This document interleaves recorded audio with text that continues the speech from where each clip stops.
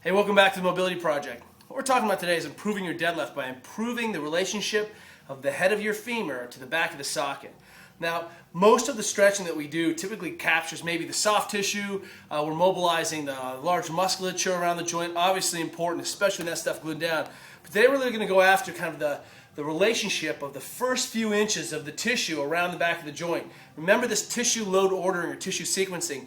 The tissues that I bias first in range are maximally biased. So if I load my knees first, man, knees get loaded first. What I'm really trying to do is break the seal and try to capture the first kind of 6 inches of travel in that hip. I'm not saying good morning, but all the best lifters in the world, doesn't matter where you're pulling, are trying to really load that hamstring and butt complex. So this is what we've got going on today. A couple variations of the thing. So here's the first one. We're going to take that band, instead of having to distract laterally there, we're going to go straight forward. So what I'm going to do is I can do a couple things here. One is I can just use this band up in the hip crease to try to pull me back into a good tight position. And ideally in that bottom position, that hip would stay centered in the back, keeping and maintaining that length-tension relationship, mechanical advantage of that hip. So in this position, when I push that hip out, man, there's something in my butt that is being torn apart by a pack of Wolverines right there.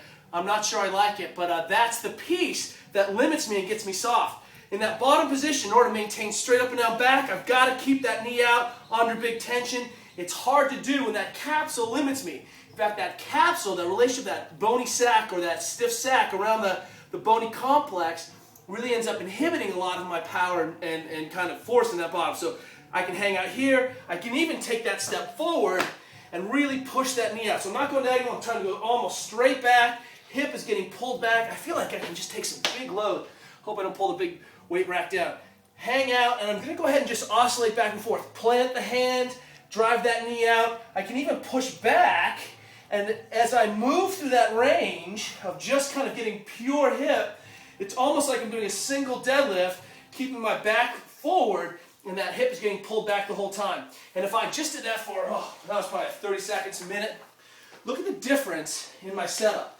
So from the side here, if I get into my setup position, this leg is nearly straight, back is flat. You can see the difference in kind of that setup, mechanical advantage, and that gives me movement options to be able to get my quads down, to be able to kind of affect a more powerful hamstring. And if I just touch the ground, like that's not a joke.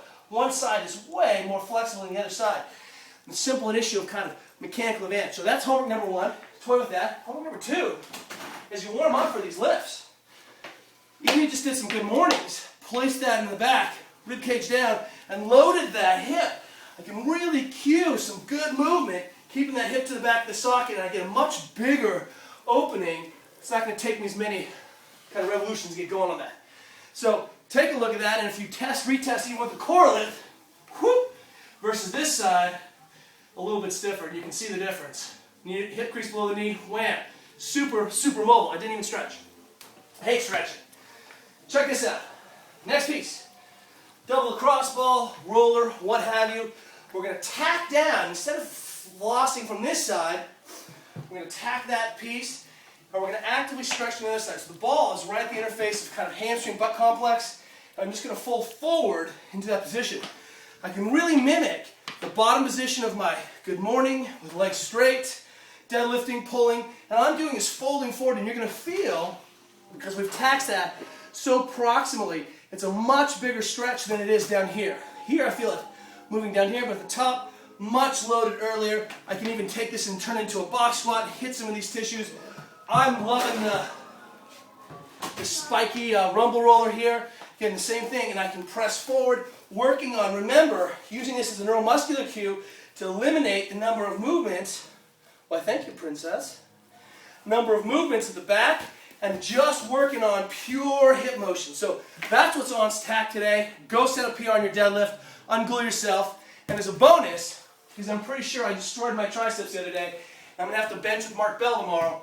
Turn it out, I'm going to go ahead and try to recover my triceps, cover this arm flexion into external rotation, contract, relax. I can turn this into full external rotation here, come on into these corners, and let's go ahead and spend a minute or two ungluing lat flexion complex so that you get some better movement options here. All right? Contract, relax, open up the big guns. We'll see you guys tomorrow.